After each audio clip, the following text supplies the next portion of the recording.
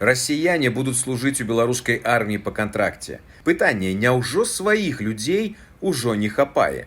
Мінабароны кажа, што гэта робіцца дзеля ўмацавання нацыянальнай бяспекі. Але якой бяспекі, калі ў войску будуць не беларусы, бяспекі якой краіны? Яшчэ ў 23-м годзе з'яўлялася інфармацыя, што пасля некалькіх гадоў службы замежнікам могуць нават даваць беларускае грамадзянства.